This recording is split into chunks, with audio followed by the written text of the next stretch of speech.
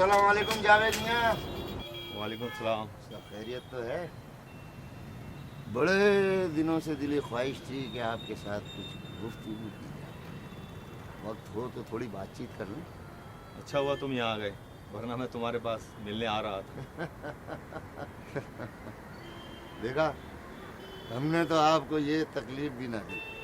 आपने ख्वाहिश की मिलने की और हम चले आए आपसे मिलने।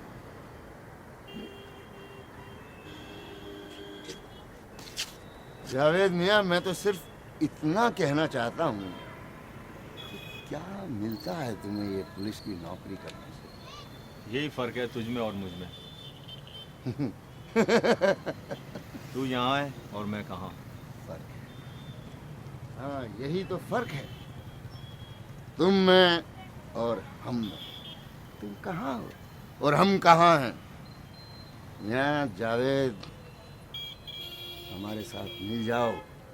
हमारे साथ काम करोगे तो जिंदगी भर ऐश करोगे, ऐश। मैं अपनी पुलिस की नौकरी से बहुत ज़्यादा खुश हूँ। क्या मिलता है तुम्हें इस पुलिस की नौकरी में? सुकून मिलता है मुझे। सुकून? इस 24 घंटे की गुलामी को तुम सुकून कहते हो मियां? वाह! तुम्हारे जैसे चंद मुसलमानों की वजह से पूरी मुस्लिम कौम बदनाम है। इसका फायदा नेता और टीवी चैनल वाले उठा रहे हैं। एक मुसलमान की गलती को बार बार दिखाते हैं, एक गलती को मिर्च मसाला लगा के ऐसे दिखाते हैं जैसे देखने और सुनने वाले को लगता है कि सारे मुस्लिम एक जैसे हैं। और अगर कहीं दाढ़ी वाले को देखते हैं तो लगता है कि कोई आतंकवादी तो नहीं। ऐसी सोच हो गई है कुछ लोगों की वजह से। हमें अपनी सोच बदलनी होगी। सही कह रहे हो मियां, सही कह रहे हो। ये जो टीवी पर जो तुम देखते हो ना, मुर्गों की चोंच लड़ाई, ये सब इनके प्रायोजित कार्यक्रम हैं देश को बर्बाद करने के लिए, देश का अमन सुकून छीनने के लिए। समझे? ये सब हकीकत में नहीं है, सिर्फ टीवी चैनलों पर है। पूरे हिंदुस्तान में घूम के देख लो, कहीं कोई गड़बड़ नहीं है। अब तुम मुझे ही देखो, मेरा नाम क्या है? इनाम मकसूद। और मैं जिसके लिए काम करता हूँ वो कौन है? सत्या, पंडित सत्या। हम दोनों तो कभी नहीं लड़ते, हम में तो कभी हिंदू मुस्लिम वाली कोई बात ही नहीं है।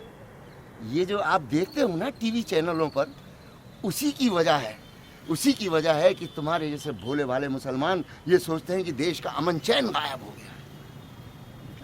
मेरे बच्चे, ये हकीकत नहीं, ये सच्चाई नहीं है, ये कतई सच्चाई है। मैं फिर भी कहूँगा, आ जाओ।